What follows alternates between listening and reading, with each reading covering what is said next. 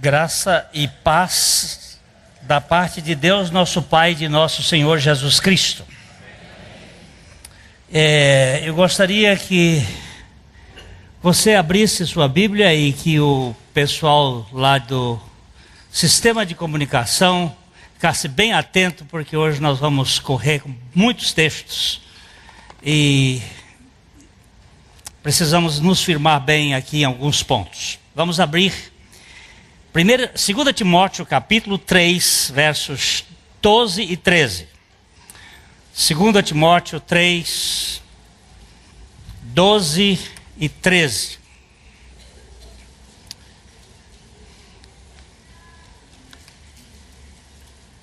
E hoje vou me ater muito ao texto que está escrito.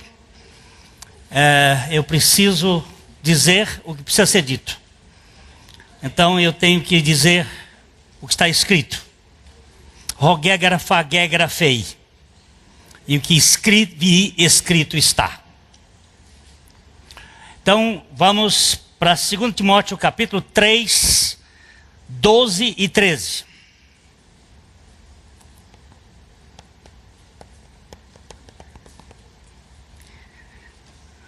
Vamos juntos.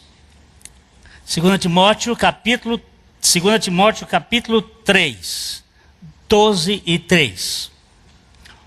Ora, todos quantos querem viver piedosamente em Cristo Jesus serão perseguidos, mas os homens perversos e impostores irão de mal a pior, enganando e sendo enganados. Pai, dá-nos luz e revelação na Tua palavra. Vamos voltar rapidinho para o verso anterior, verso 12. Ora, todos,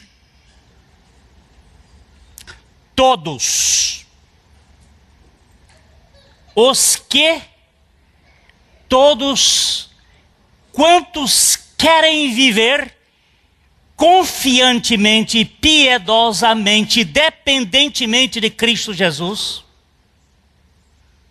serão, não é poderão ser, serão perseguidos.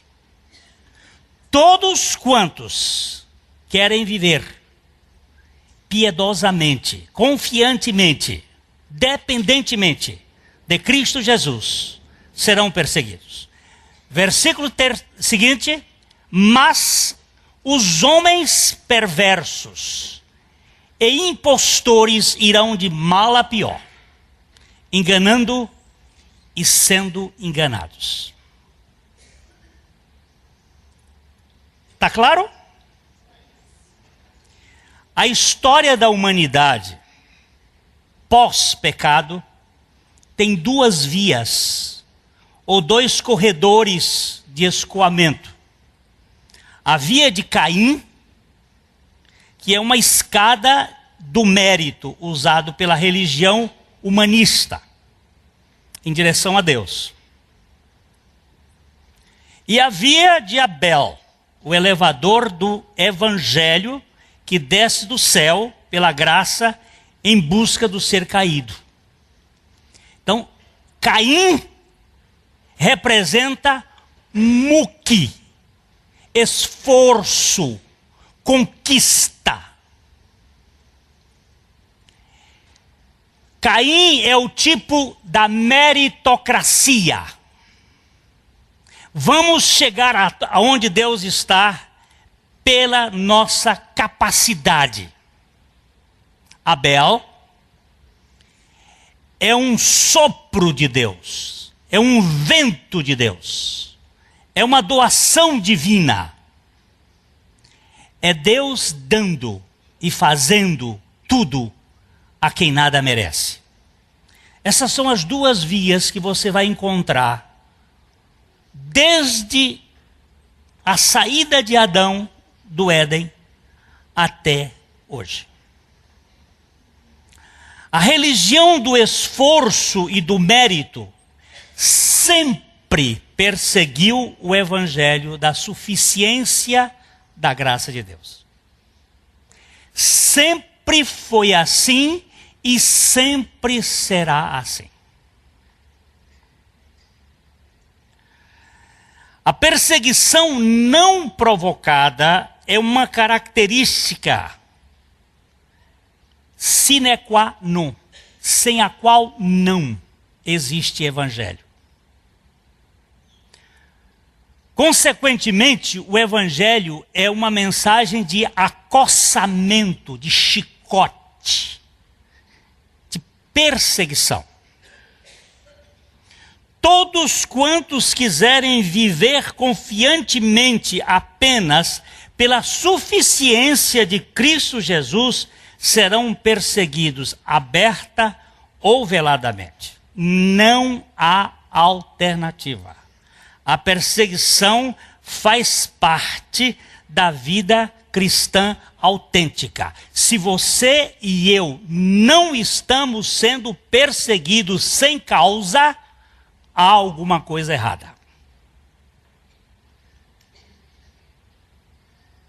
Eu não estou falando de você ser explorado pelo maribondo quando você futuca a casa do maribondo.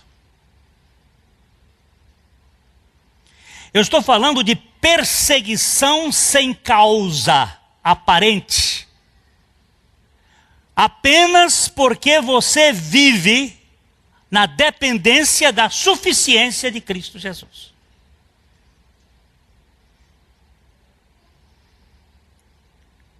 A perseguição vem do ódio gratuito do anticristo contra Cristo. Vem do príncipe das trevas contra a luz do mundo. Vem da verdade contra a mentira. Vem do esforço contra a graça. Vem naturalmente. Caim matou Abel. Simplesmente. Porque Abel foi aceito e a sua oferta. E Caim foi rejeitado. Porque Caim trazia uma oferta que lhe custava esforço e não dependia da graça.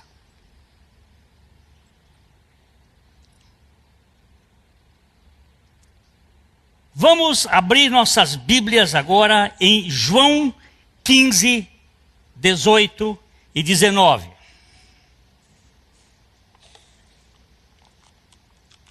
Evangelho de João 15, 18. Se o mundo vos odeia, presta atenção, sabei que primeiro do que a vós outros me odiou a mim. É Jesus falando. Se vós fosseis do mundo, o mundo amaria o que era seu. Como todavia não sois do mundo, pelo contrário, dele vos escolhi, por isso o mundo vos odeia. Por que existe a perseguição contra os piedosos, os cristãos, os genuinamente cristãos? Por que existe essa perseguição? Por causa do próprio Cristo que vive nele. Não é por uma questão comportamental. É pela luz de Cristo que vive nessa pessoa. Na parábola do trigo e o joio, Jesus mostra que o joio está no meio do trigo. Ele se confunde com o trigo pela sua aparência. O joio encontra-se na congregação dos santos. Ele faz parte da assembleia do reino de Deus. Aqui dentro desta sala, nós temos muitas pessoas salvas em Cristo Jesus. Mas temos joio aqui dentro. E esse assunto não é meu. Eu não posso dizer quem é joio e quem é trigo. Mas eu posso garantir que tem joio aqui, porque Jesus disse que ia acontecer assim. Agora, pelos frutos é que nós vamos conhecer a árvore. E nós precisamos entender o que Jesus está dizendo, que não é nem para você mexer. Em Israel, nós descemos do ônibus e o guia turístico, o Noah, ou Noé, chegou para mim e disse assim, ele é brasileiro, disse, você já viu joio? Eu disse, não. Então eu vou lhe mostrar um joio aqui, nesta plantação de trigo. E aí ele disse, onde está o joio, onde está o trigo? Eu olhei, disse, não sei. Ele disse, está aqui. Esta planta aqui é joio. E esta aqui é trigo. Eu disse, qual é a diferença? Ele disse, agora você não vai notar. Mas quando o trigo estiver maduro, ele vai inclinar a cabeça. E o joio fica com a penca arrebitada. E a outra característica é que o joio não desarraiga ou desarraiga da terra, enquanto que o trigo solta-se da terra. Quando você vai colher, você pega, ele está solto. Ele se desarraiga da terra e ele dobra a cabeça. O outro é empinado. Agora, só aí você sabe a diferença. Por favor, Mateus 13, 37 a 39. Mateus, Jesus está falando aqui desta parábola enigmática. O verso 37, ele disse assim, ele, Jesus, respondeu, o que semeia a boa semente é o filho do homem. O campo é o mundo. A boa semente são os filhos do reino. O joio são os filhos do maligno. O inimigo que semeou é o diabo. A ceifa é a consumação dos séculos. E os ceifeiros são os anjos. Ide por todo o mundo e pregai o evangelho. Agora, quando você prega o evangelho, você ganha trigo. E sabe quem é que vem junto dentro da igreja? Você sabe quais são as duas pessoas que estão aqui invisíveis? Aliás, pode dizer 3 categorias, mas vamos dar só 2 mesmo. A Trindade Santa e os anjos estão aqui presentes. E não somente os anjos de Deus. Neste culto, Satanás e os seus anjos estão presentes. Eles estão aqui, dentro desta sala. Muitos demônios.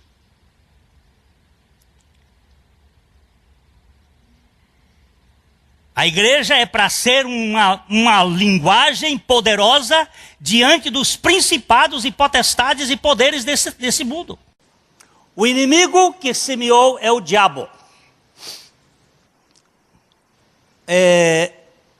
A parábola do trigo e do joio é uma linguagem muito adequada para mostrar o verdadeiro e o falso.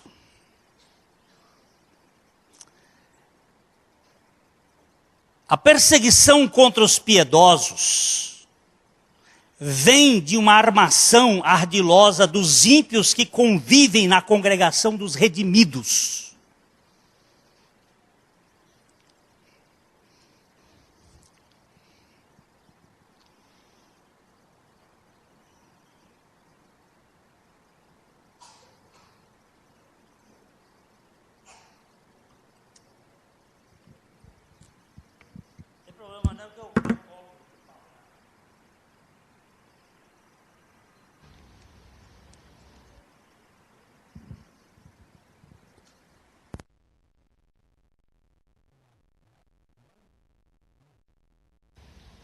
Bora? Agora vai. A perseguição contra os piedosos vem de uma armação ardilosa dos ímpios que convivem na congregação dos redimidos. Os inimigos da cruz de Cristo não estão lá fora, estão aqui dentro. Andam entre nós. São membros da comunidade dos redimidos. Fazem parte da igreja de Deus. São bandidos fardados de militares. São lobos com pele de cordeiro. Onde eles estão? Aqui. Entre nós. Vamos ver se isso é verdade bíblica ou não. Filipenses capítulo 3, versos 18 e 19. Vamos ver o que a palavra de Deus está dizendo. Olha lá. Pois, quantos? Muitos. Se eram muitos quando os cristãos eram poucos, você imagina quantos são quando os cristãos são muitos.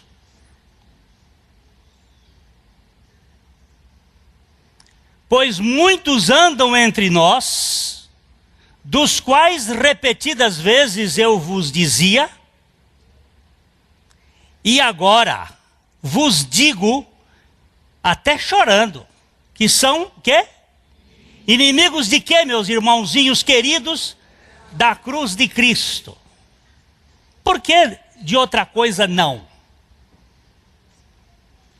Por que de outra coisa não? Porque a cruz de Cristo é exatamente o ponto nevrálgico de toda a operação da pregação do Evangelho.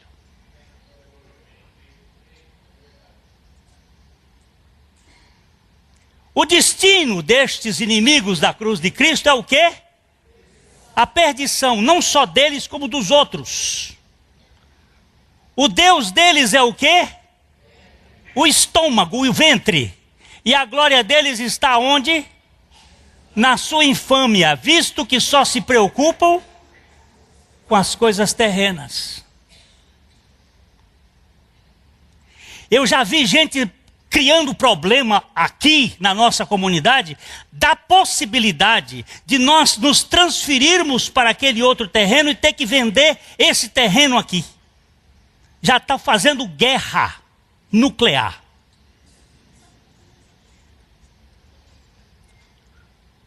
Porque se preocupa com coisas e não com pessoas.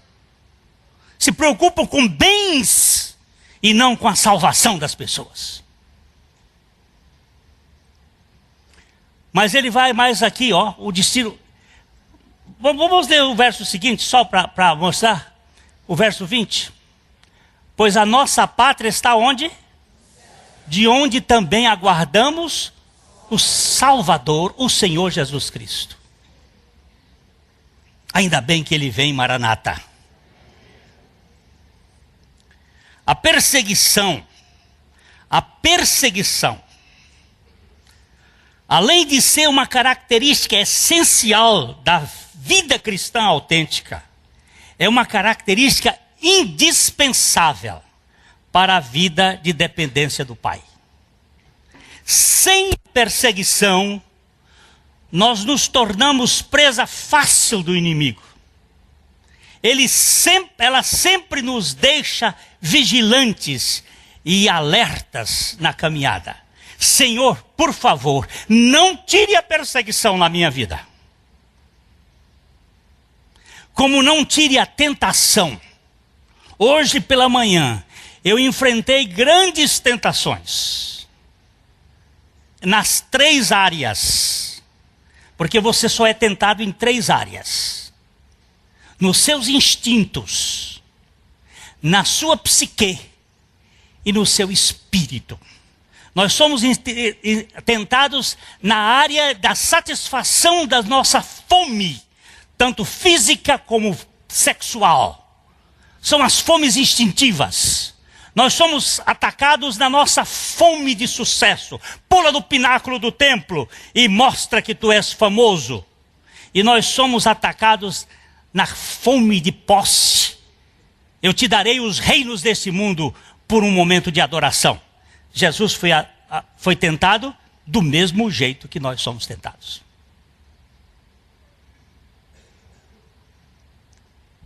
Todos nós somos tentados todos os dias, mas não me deixe viver sem tentação. Porque se eu viver sem tentação, eu vou ter que repetir aqui o que Santo Anselmo disse: eu estarei tentado de viver sem ti. Sem a tentação, eu ficarei tentado de não depender de ti. Bendita a tentação e bendita a perseguição. Se você não está sendo perseguido, lamentavelmente eu tenho que dizer, você é chucro. Ou melhor dizendo, você não tem grão.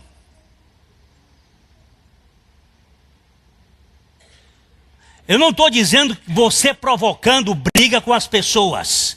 Quando você provoca com a sogra, com a avó, com não sei quem, com o marido, com a mulher, não é este tipo de perseguição. É a perseguição sem causa.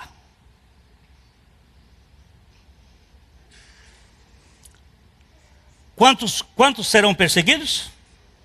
Quantos serão perseguidos? Todos. Todos os que quiserem viver piedosamente em Cristo Jesus serão perseguidos. Mas os homens perversos e impostores irão de mal a pior, enganando e sendo enganados. Aqui é o outro ponto. Já falamos para a perseguição, bendita perseguição. Agora, contra a perseguição não existe vacina. Agora, contra engano, graças a Deus, tem remédio. Ao mesmo tempo que nós somos perseguidos, nós somos enganados no caminho da nossa via espiritual. Esta é a outra face da moeda. O engano é a tática de manter as pessoas iludidas. O joio se parece com o trigo. O legalista se parece com o justificado. O religioso se parece com os salvos. O judaizante se parece com o cristão. Mas esta aparência é apenas externa. A grande preocupação dessa turma clássica dos embusteiros é com os atos e jamais com as atitudes. É o teatro virtuoso da conduta. É só a máscara. O engano tem como base nos mostrar uma realidade aparente. Você olha e diz assim, este é autêntico. Não é, é falso.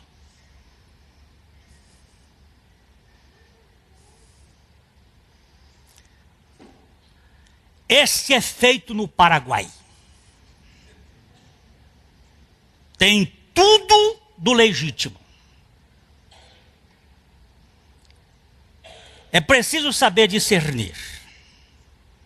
A coisa mais difícil do mundo é discernir. A grande crise da fé cristã encontra-se no discernimento. Quem não sabe avaliar come gato por lebre. O falso é visto como verdadeiro se não soubermos discernir os pontos chaves. Existe um dom na Bíblia chamado dom do discernimento dos espíritos. Como foi que Pedro descobriu que Ananias e Safira estavam blefando? Como foi? Como foi que qual foi a coisa que Pedro tinha para saber que ele estava pisando na bola. Foi o dom de discernimento dos espíritos. Precisamos de revelação de Deus para podermos discernir as intenções do nosso próprio coração. Como é que a Bíblia diz que o nosso coração é? Enganoso é o coração. E o quê? Desesperadamente corrupto. De quem é esse coração, meu irmão? É o da Dilma? Também. Mas é o do Glênio. Por isso, vamos para Hebreus capítulo 4, verso 12.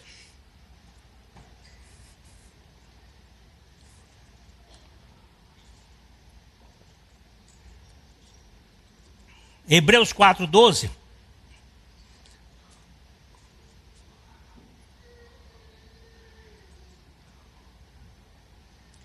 Porque a palavra de Deus é viva e eficaz. A palavra de Deus é viva e eficaz. Tem vida e eficiência. E é mais cortante do que qualquer adaga ou espada de 2 fios, 2 gumes. E penetra até ao ponto de dividir alma e espírito. Só a palavra de Deus pode fazer essa secção entre alma e espírito.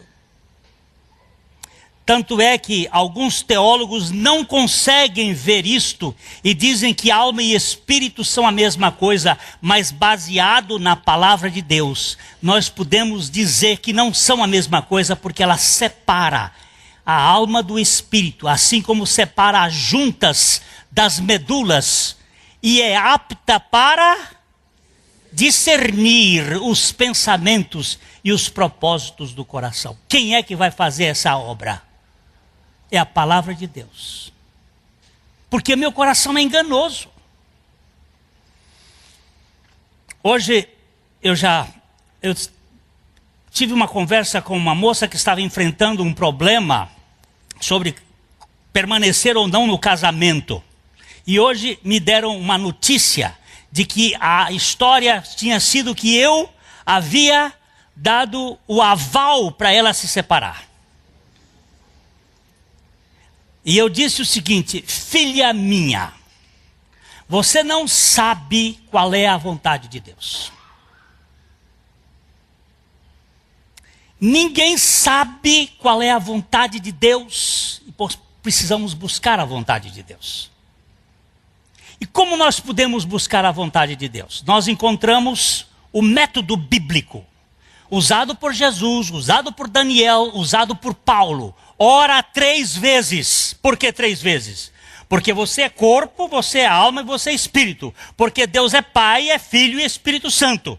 E na Trindade e na humanidade, você precisa orar intensamente ou inteiramente. Jesus, encarnado, ele era homem total. E ele dependia da vontade do Pai, como o Alexandre falou hoje aqui.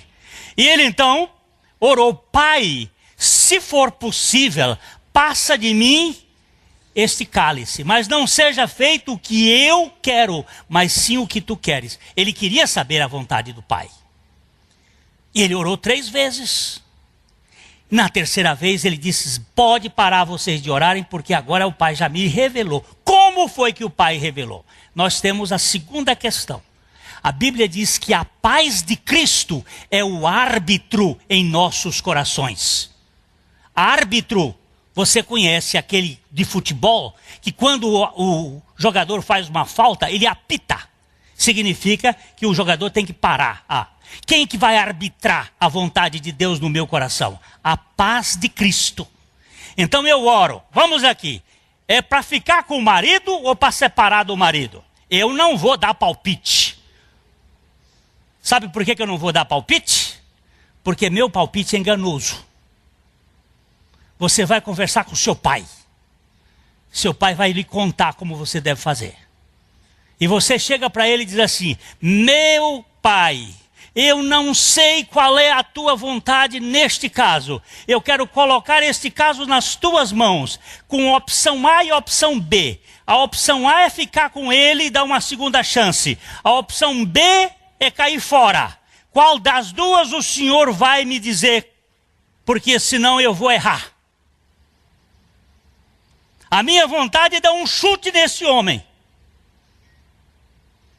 Mas eu não sei qual é a tua vontade. Ore 3 vezes.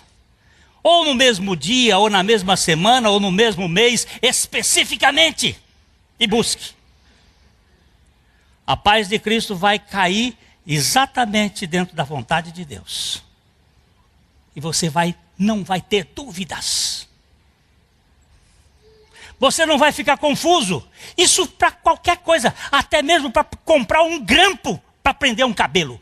Mas Deus se interessa por grampo se Ele se interessa com o cabelo que cai?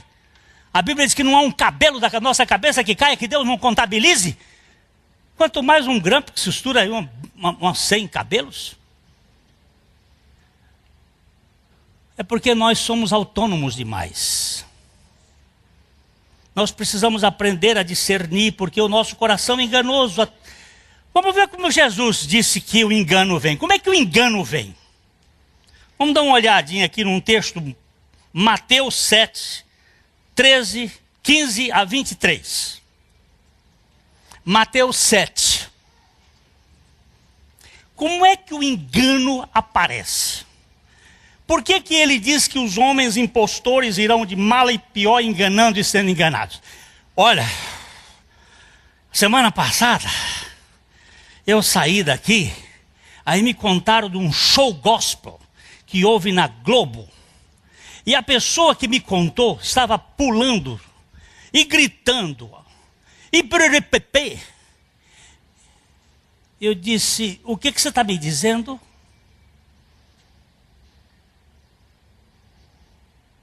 O trono de Deus nunca esteve envolvido com essa baiuca deste humanismo sórdido.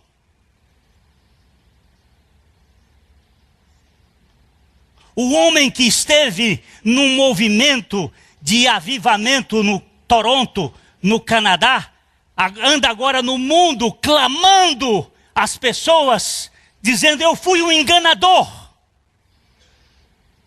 De uma unção de mentira. Em nome de Jesus. Não venha me contar para cá porque estão falando do nome de Jesus, que isso significa que é verdadeiro. Vamos ver o que o texto de Deus diz. Acautelai-vos. O que significa a palavra acautelai-vos?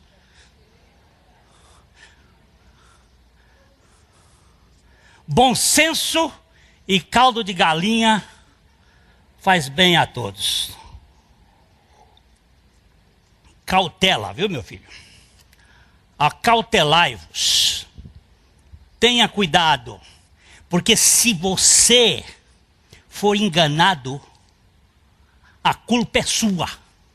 Não é só do enganador, não. Se você for enganado, a culpa é sua.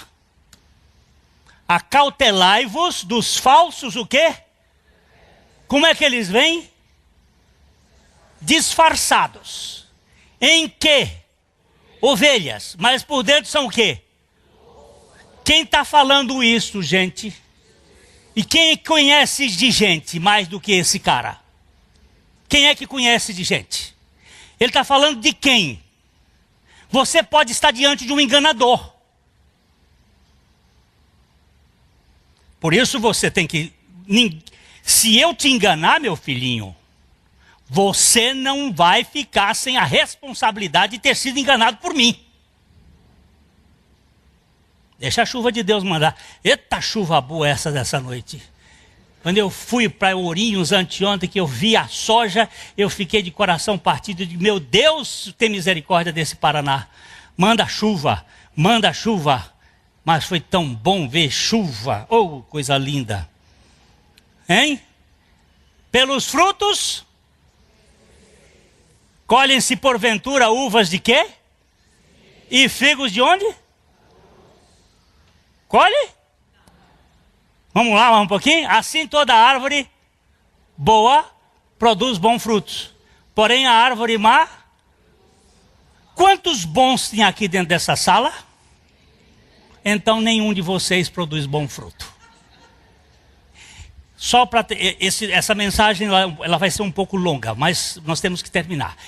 Não existe boas obras em homem velho.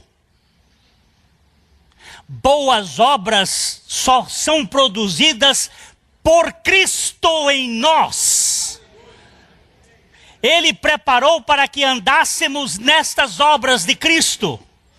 No homem velho, Adão não produz boas obras, ele produz obras de justiça própria, não boas obras.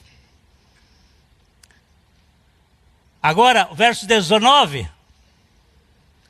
Não pode a árvore boa produzir frutos maus, nem a árvore má produzir frutos bons. Toda árvore que não produz fruto bom fruto, é o quê? Cortada. E aí? No fogo. Você pode dizer assim, não existe inferno. Então espere, você vai lá.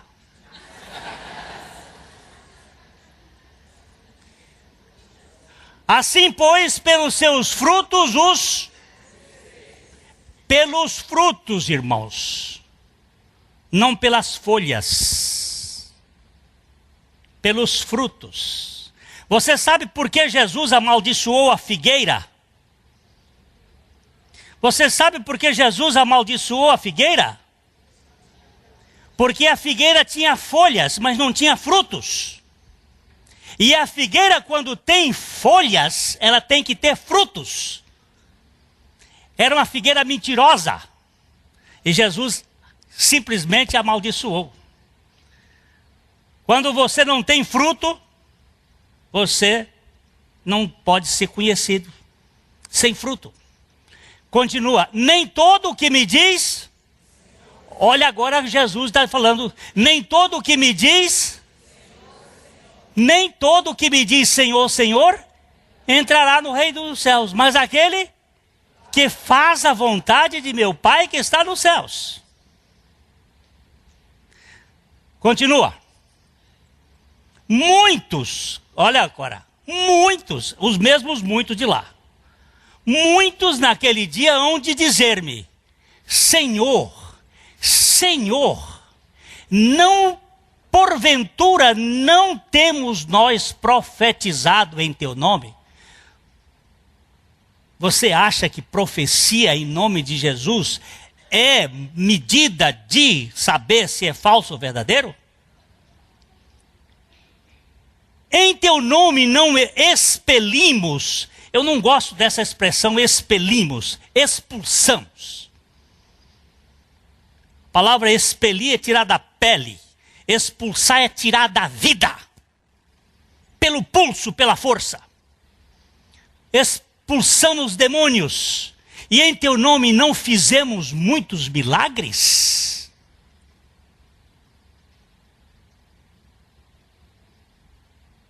Você está pensando que milagre é prova de fé? É o contrário, milagre nega a fé. Vendo Jesus, muitos que... vendo os sinais que ele fazia, creram nele. Jesus não se confiou a eles, porque sabia o que era a natureza humana. Quem fica atrás de milagreiro vai entrar no engano. Porque o justo viverá pela fé, e fé vem pelo ouvir, e o ouvir da palavra de Deus.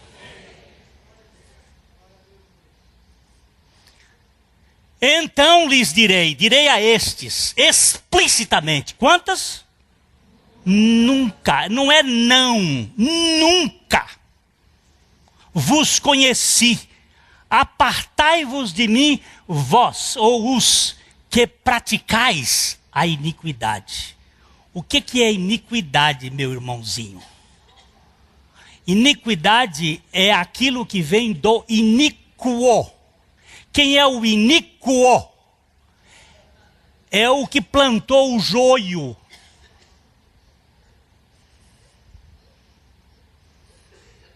é o que plantou o joio. Quais são as táticas do engano, querido? Primeiro é se preocupar com a aparência. Mas quem vê cara não vê coração. O profeta Samuel foi designado para ir na casa de Jessé, para buscar um futuro rei de Israel, porque Saul tinha pisado na bola. E ele chegou na casa de Jessé, todo animadinho, e foi olhando para um, e olhando para o mais velho, que era um guapo mancebo. Você sabe o que é guapo mancebo? Era um tipo esbelto, bonito. Olha aquele Samar, você olha para o tipo dele. Ele já tínhamos caído na esparrela do Saul, que o Saul era bonitão, e aí era o Janequine da época. Ele olhou para ele, ele não viu. Ele olhou para aquele e disse: certamente estou na presença do homem que Deus escolheu. E o Senhor lhe responde assim: não olhes para a sua aparência, nem para a sua formosura, porque o Senhor não vê como o homem vê. O homem vê o exterior, mas Deus olha para o coração. Então, a primeira coisa para você não ser enganado, cuidado com a aparência. Aparência de justo não é aparência de justificado. Os justos se acham bons, os justificados se reconhecem indignos, mas estão sobre a capa da justiça de Cristo. Eles sabem que são indignos, aceitos pela graça de Deus. Nunca você vai ver um justificado se sentindo ferido por uma acusação maldosa, porque ele sabe que ele é aquilo mesmo.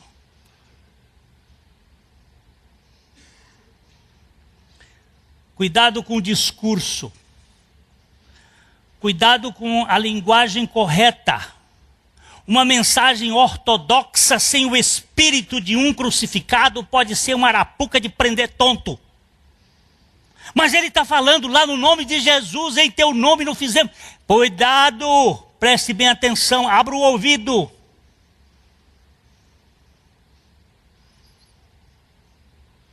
Veja no texto bíblico como os bereanos, se a coisa é assim ou se... olha lá, pastor Glênio, o homem faz milagre, o homem diz as coisas no nome de Jesus. Sim, sim senhor. Você sabe como é que Lúcifer é chamado? Anjo de luz. Você sabe como é que são os seus ministros? Ministros de justiça. Não existe ministro da graça, não. É de justiça. É comportamento, é coisa bem feita. Jesus é para desgraçado. É para falido, é para prostituta, é para bandido. Para substituição e não para evolução. O Senhor Ele não espera nada de você, porque você só tem coisas corruptas dentro de você. E Ele não vai esperar de você esse desenvolvimento, essa evolução. Como foi bom esse ano trabalhar com os homens, a vida que vence. Não é, Júlio? A vida que vence de Watchmani. A gente vê, chegar no final, eu vi um irmão dizer assim: puxa vida, eu só tenho pus. Mas onde eu tenho pus? Aí ele, para fazer o seu trocadilho, disse: ele pôs o seu filho em mim. No pus, ele pôs. Isso é lindo. Ver um homem levantar no meio e dizer assim: eu sou um prisioneiro da pornografia e fico de noite ligando lá. Mas Jesus veio para me libertar. Sair da toca, sair do lugar escuro, da sombra, e vir para a luz, porque na luz nós somos aceitos e recebidos, e curados e libertos. Cuidado com o discurso bonitinho. Outra coisa, milagre é uma tragédia. Um dos grandes perigos para a fé cristã é a evidência. Os milagres podem construir uma barreira para uma vida simples de confiança. Você sabe por que Deus vai mandar milagres agora, muitos milagres por o anticristo, pelos poderes latentes da alma? Vamos para 2 Tessalonicenses capítulo 2, 9 e 10.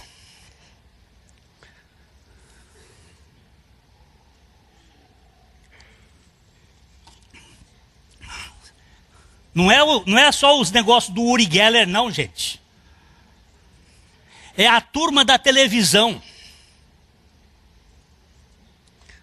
E eu vejo crentes daqui investindo nesses ministérios. Vocês estão botando recursos bons em obra maligna. Não, mas lá tem cura. Cuidado, viu? Você vai ser enganado porque quer.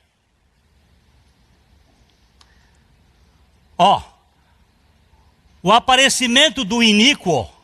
Quem é o iníquo, meu filho? É o homem da perdição. O iníquo é o filho da iniquidade. É segundo o quê? A eficácia. A palavra de Deus também é eficaz. Mas é a eficácia de quem? Satanás. E ele vem com o quê?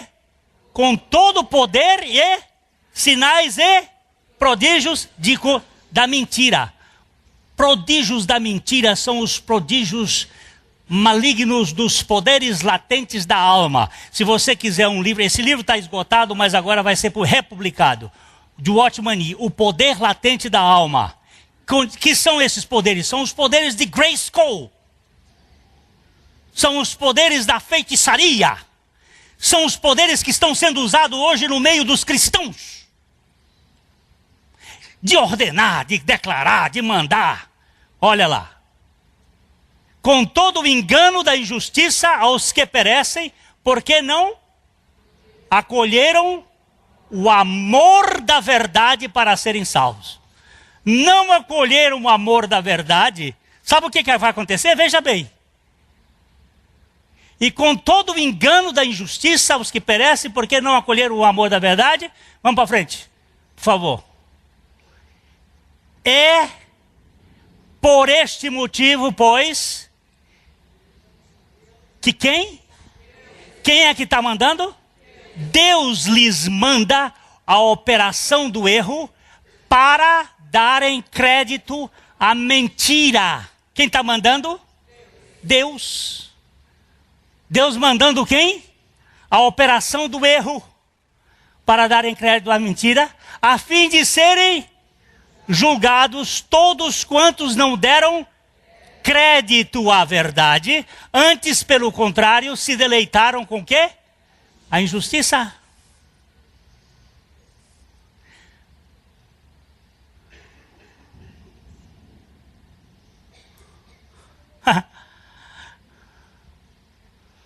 O rei de Judá chegou no reino do norte, Acabe,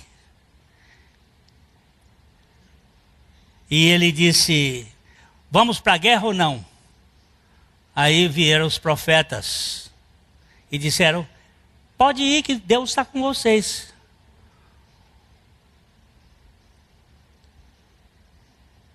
Como é que é o nome do filho de Asa? O rei Asa, o filho dele.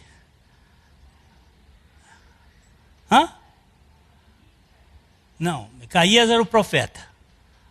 O filho do rei Asa. Olha, gente, cabeça de velho não se confia.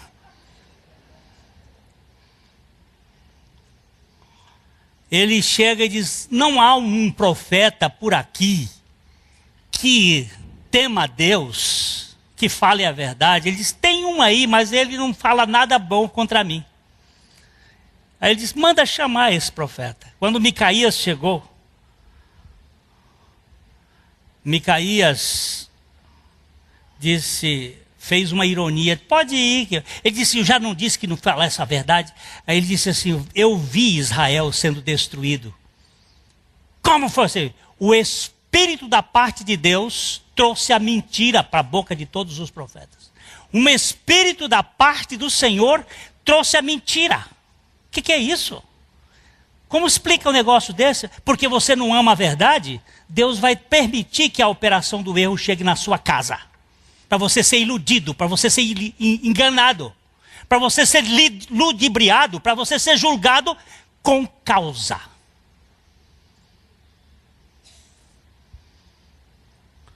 Você creu porque quis. Está aí a mentira para você crer. Josafá, o rei Josafá.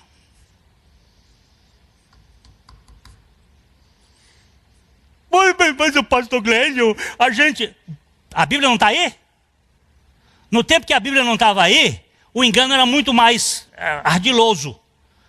Mas Deus permitiu, através da palavra sendo publicada, e a partir das traduções, nós podemos agora dizer, não, Senhor, não, por favor, eu não quero ser enganado, não. Como discernir? Como que eu vou discernir se aquele está falando a verdade e esse não está falando? A questão da iniquidade está baseada numa questão chamada glória. Todos pecaram e destituídos estão da glória de Deus. De quem é a glória? Essa é a questão. A questão agora é essa. De quem é a glória? Esta é a norma que vai definir toda a motivação. Para quem é o crédito? Para quem vai receber a glória? Quem vai receber os louros no final da peça? Quem vai receber? Deixa eu dar um exemplo de dois apóstolos. Pedro e Paulo. Pedro chegou na porta formosa do templo, um homem pediu uma esmola, Pedro bateu a mão no bolso, não tenho, mas tenho, o que tenho te dou. Em nome de Jesus, levanta e anda. O homem saiu pulando, gritando, o povo todo correu para cima de Pedro, Pedro meteu a mão no peito do povo e disse assim, esbarra aí. Não tenho nada a ver com isso. A fé que veio pelo nome de Jesus deu a este homem condição para crer e ele foi salvo, foi curado por causa de Jesus. Paulo estava em Derbe pregando, viu um homem que tinha fé, olhou para ele e disse, levanta sobre os teus pés. O homem levantou. A multidão correu, gritou, este aqui é Júpiter, esse outro é Mercúrio, e trouxeram aí para Paulo, levou umas belas pedradas, ficou quebrado que só arroz de terceira. Sabe por quê? Porque Paulo nem o nome de Jesus citou, baseou na fé do próprio homem. Leia a Bíblia com cuidado, meu irmãozinho. Tudo é dele, por ele e para ele. E a glória, pois, a ele eternamente. Amém. Para quem vai a glória, meu irmão? É para você? Como é que a gente sabe que a glória está sendo dividida? Quando você faz alguma coisa e procura e quer algum reconhecimento. Quer algum aplauso, quer uma medalha, quer um título, quer um afago.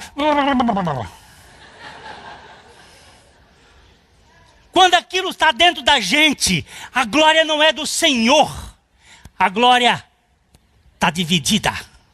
Agora quando você diz assim, ó, tanto faz o cacete, como faz o louvor, tudo pertence a Ele. É dele. Glória a Ele. Como é que a gente sabe isso? Eu tenho visto muita gente ferida, magoada, ressentida, porque me esqueceram, porque me deixaram no meio do caminho, porque quantas vezes eu fiquei doente, sofrendo com os meus direitos. Que direito você tem? Você foi um alcançado, você é um chamado, você é um amado. Você não tem direito, filhão. A glória pertence a Ele. Sai desse toco. Isso adoece. Isso deixa a pessoa magoada, doente. A obra de Cristo está fundamentada na cruz, na crucificação do nosso velho Adão, juntamente com Ele. Por meio desta obra singular, nós somos salvos de nós mesmos pela plena suficiência de Cristo Jesus e, consequentemente, seremos perseguidos por esta causa, pela causa dele. Bem-aventurados sois vós quando perseguirem e mentindo e disserem todo mal contra vós por minha causa. Exultai-vos e alegrai-vos, porque grande é o vosso galardão nos céus. Outro dia encontrei uma irmã aqui que estava com uma tromba desse tamanho na porta. O que você tem, minha filha? Deixa eu ver o que fizeram comigo. Plantar batata, criatura. Onde é que você já viu o que fizeram comigo? Se Cristo morreu e ressuscitou e lhe deu a vida, que vida você tem para ficar com essa tromba? Não, pastor, pode pegar mais leve. Que mais leve? Que mais leve? Que história de mais leve aqui? Feridinha. Não é feridinha de papai, não. Se fosse feridinha de papai, estava muito bem. É feridinha de padrasto.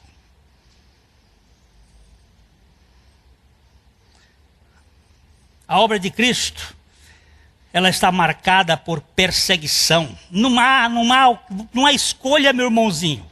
É inevitável. E além de tudo, é indispensável para o nosso crescimento espiritual. Você está sendo perseguido? Pois faça festa. Grite. Não fique olhando o foguete do foguetório da praia de Copacabana, não. Vá fazer compra ou hoje não der mais para comprar, umas caixas de caramuru dizendo assim, olha, eu estou sofrendo perseguição. O pastor Humberto falou aqui sobre quem não tem perdas, quem já faz fazer festa nas perdas. Mas como fazer festa nas perdas? Dá graças a Deus por tudo.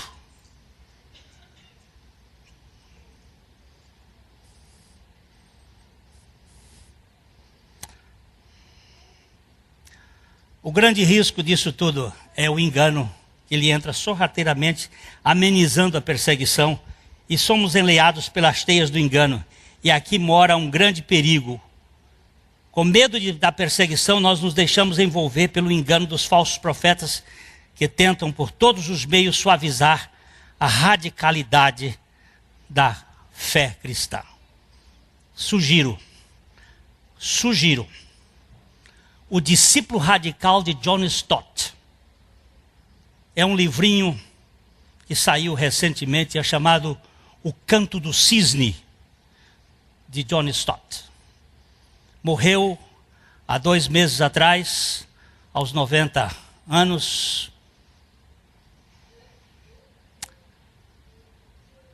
Um homem que escreveu o último livro. E o último capítulo desse livro, semelhantes a Cristo na sua morte.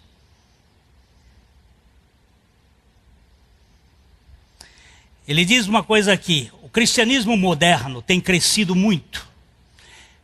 Há uma avalanche, ninguém pode negar o quão expandido está o cristianismo. É um verdadeiro oceano, mas é raso como um pires. Não tem profundidade nenhuma. É superficialidade, é bênçãos, caçadores de bênçãos. O risco do engano é exatamente isso, porque a perseguição da cruz nos faz correr para nos intocar em algum lugar. Vejamos o que Paulo aborda esse problema essencial da nossa fé em Gálatas capítulo 6, versículo 12. Já estou acabando, meu irmão. Já acabou o tempo, mas eu estou acabando.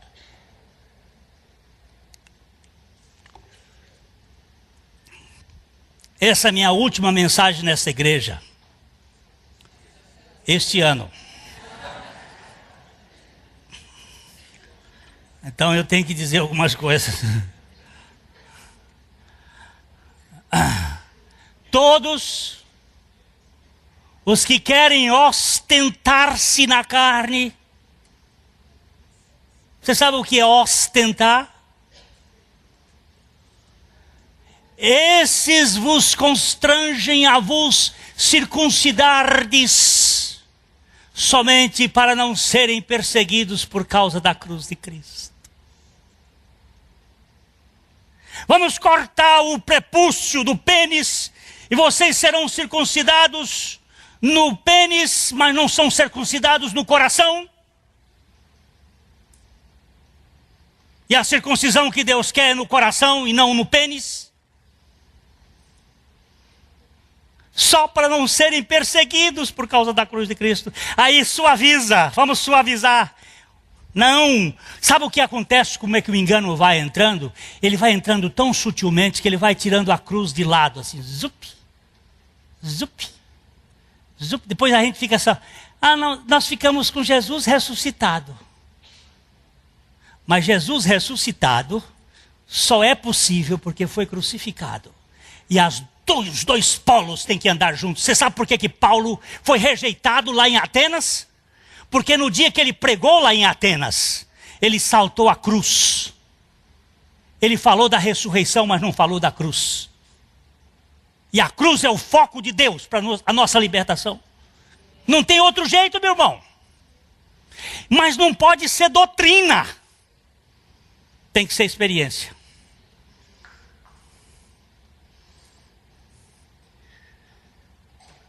É preciso avaliar com cuidado as táticas do engano, tudo aquilo que não for a verdade de fato, porém for o mais semelhante da verdade possível, será a coisa mais perigosa.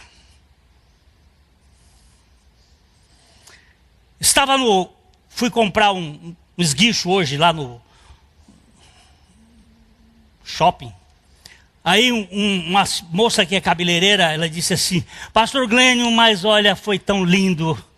Eu não tenho frequentado porque trabalho feito doida o tempo todo, mas eu tenho ouvido pela internet. E ouvindo uma mensagem, eu fiquei, porque eu sou filha de pastor, criada dentro da igreja, mas quando o senhor mexeu naquele hino, glória para mim, quando poder desse mundo, quando o seu rosto mirar, sim, há de ser grande glória para mim. Que glória para mim, meu amigo? Glória para Jesus. Toda glória pertence. Ela disse: Pastor Glênio, eu vivia atrás de glória para mim. E quando não me dava uma glória, eu ficava toda... Pois é você e eu atrás de glória. A glória pertence a Ele, meu irmãozinho. Você pertence aos cacetes.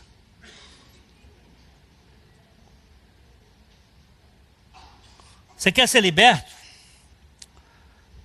É preciso olhar bem para Ele. Eu queria mais um texto aqui, um texto de João mansinho. 1 João capítulo 4, versos de 1 a 6. Vamos lá, ligeiro, gente, ligeiro.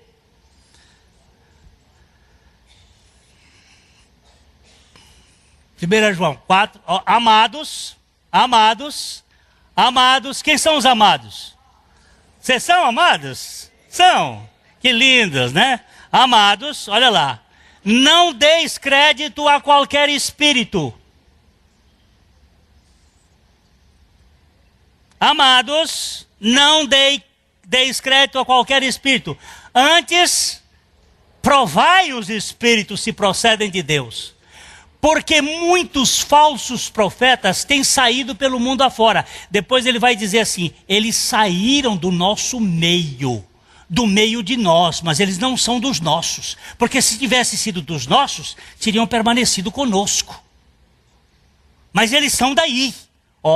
Qualquer espírito. Nisto conheceis o Espírito de Deus.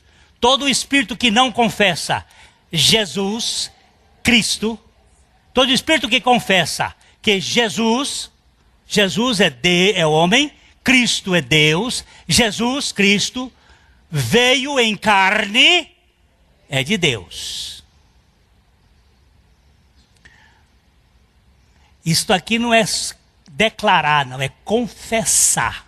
A palavra confessar é homologar. Homologar é dizer aquilo que Deus disse. Tem muita gente declarando que Jesus Cristo veio em carne, mas não confessa, não depende da suficiência da obra de Cristo. E todo espírito que não confessa Jesus, não procede de Deus, não confessa Cristo, não, Jesus, o homem, não procede de Deus. Pelo contrário, esse é o espírito do anticristo, a respeito do qual tendes ouvido que vem, e presentemente já está no mundo.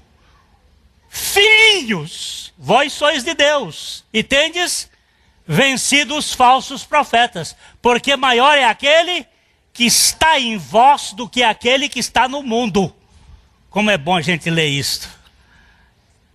Ninguém me engana se eu não deixar ser enganado, porque eu vou gritar: Senhor, o teu Espírito me revela. Eu não posso ser enganado, eu não posso ser um enganador, porque tu és o único que vai me julgar. Nem quero ser enganado e nem quero ser enganador. Eles procedem de onde? Do mundo. Por essa razão fala da parte do mundo, e o mundo os ouve. Nós somos de quem? De Deus. Aquele que conhece a Deus nos ouve. Aquele que não é da parte de Deus não nos ouve. Nisto reconhecemos o espírito da verdade e o espírito do erro. Existe um espírito da verdade e um espírito do erro. Qual é a sua origem? De onde você nutre a sua identidade? Do mundo ou de Deus? Quem determina a sua agenda? O mundo ou Deus? A filosofia deste mundo ou os critérios divinos? Quem é que vai dizer? Onde está o seu coração? Domingo passado eu falei sobre a questão de vir à comunidade. Porque eu estava vendo que a internet é uma bênção, mas pode ser um problema. As pessoas estão ficando no comodismo. Vou ficar em casa. E qual é o problema de ficar junto na igreja? Qual é a diferença de assistir lá na casa e vir para cá? A diferença é a palavra. A palavra diz que é para você estar junto. Por quê? Porque a palavra sabe que você junto, você desenvolve, você cresce, você sofre, você sente o cheiro do outro, você vê o problema dele. Lá você não tem. A palavra que diz. Quem é que determina? Olha como é bom e consuável que os irmãos sentem juntos, vivam juntos. E não é costume de alguns. Aí o irmão diz assim: o senhor devia ter passado aquele pito tão pesado, não, que eu fiquei com a consciência culpada. Não foi pito, foi só dizendo o seguinte: nós precisamos ouvir o que a palavra está dizendo. E ficar. O que você vai fazer? Ficar sentado junto com o outro? Não sei o que Deus vai fazer. Eu sei que só sentar junto vai dar um jeito. Esse Deus tem umas coisas que... Agora, quem é que está determinando a sua agenda? Não, quem determina é o que eu quero. Então, lá no fogo tem jeito. Há um espírito da verdade, há um espírito do erro agindo no contexto dos relacionamentos. Há um modelo da religião humanista e o estilo do evangelho gracioso. Nós não estamos falando agora para o mundo, por favor. Isto aqui não é para joio. Isto aqui é para trigo. Nossa mensagem aqui agora é para filhos de Deus em crescimento. É para aqueles que ouvem a palavra de Deus.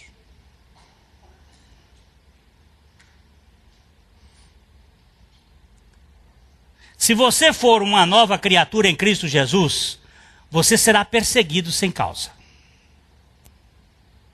Não estou falando da perseguição provocativa, mas daquela que surge sem causa aparente por causa da suficiência de Cristo. Me lembro de um menino que me disse assim: pastor, eu bebia, chegava em casa drogado, minha mãe me botava na cama, tomava banho, me dava banho, me arrumava. Eu agora vou para a reunião de oração.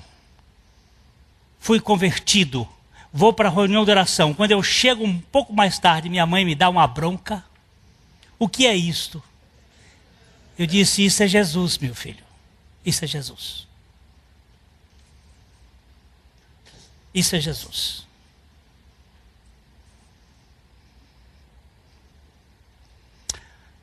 Agora, se você for perseguido, bendito seja. Se você for enganado, trouxa és. O engano nos deixa confusos e inoperantes. Os enganadores são astutos.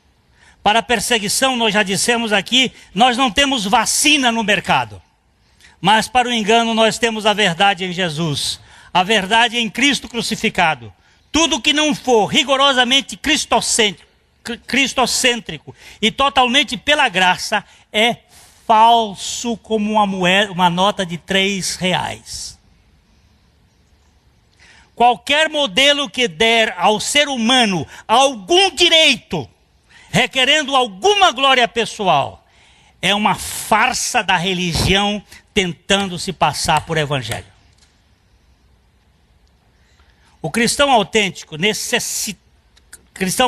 necessariamente será perseguido sem nenhuma causa aparente. O cristão tolinho será enganado com certa facilidade pelos impostores que militam no seio das igrejas, se ele não focalizar somente a Cristo Jesus e este crucificado. Cuidado! Eu disse que essa mensagem ela é profética e é exortativa. Cuidado com a preocupação humanista estribada nas aparências, com o discurso semelhante e com os sinais poderosos que arrebatam a fé, pois aqui mora o grande perigo para os incautos. Minha irmã mais velha estava embevecida com um certo pregador de televisão que é milagreiro. Eu digo, coma minha irmã nesse coxo. Porque quem com porcos se mistura, farelos come. Jesus chamou a atenção. Você não crê em milagre? Eu creio e tenho provas e evidências de milagres. Tanto na minha vida, como no ministério. Mas nenhum é publicável.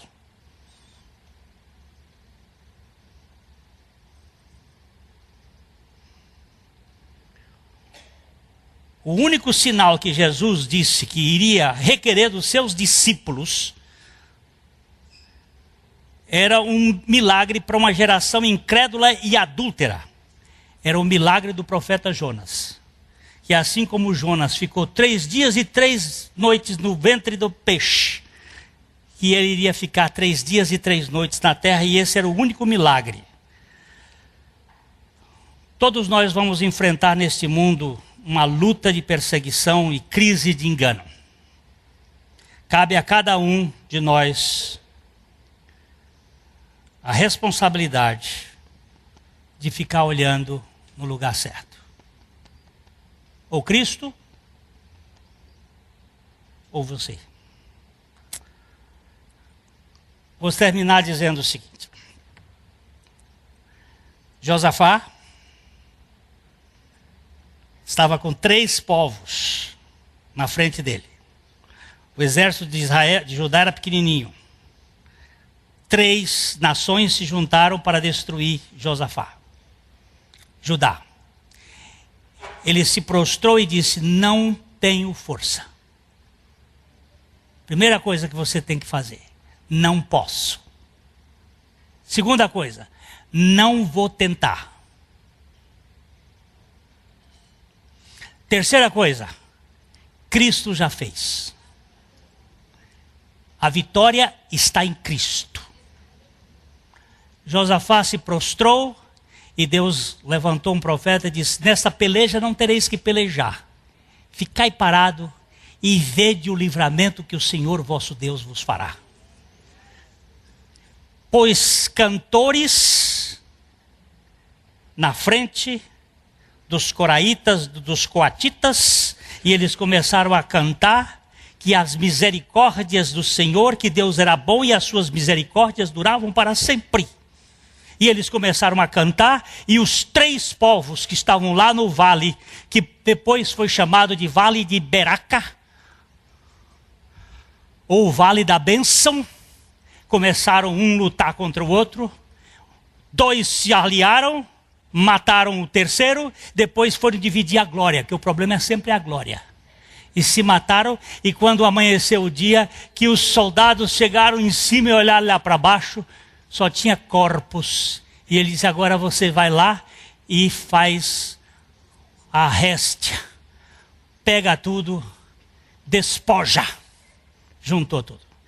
Aí eles voltaram cantando. Então eu quero dizer o seguinte, existe um louvor antes e um louvor depois. O louvor antes da batalha é o louvor da fé. Que você não tem condições de saber, mas Jesus já venceu. E o louvor depois é o louvor da gratidão. Na perseguição você vai louvando que a perseguição vem. Bendita a perseguição. E louva porque depois a vitória já está garantida em Cristo. E o engano, você não vai ficar nessa besteira de ficar olhando para homens, mas vai ficar na palavra de Deus. Que o Senhor lhe dê graça de compreender o que foi dito hoje. A mensagem que você acabou de assistir faz parte do Ministério de Comunicação Palavra da Cruz. Temos um grande acervo de estudos bíblicos em áudio e vídeo.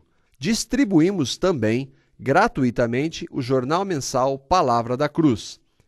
Entre em contato conosco pelo fone fax 0 operadora 43 3322 3037 ou pelo e-mail com@palavradacruz.com.br. Visite-nos também pelo site www.palavradacruz.com.br. Graça e paz.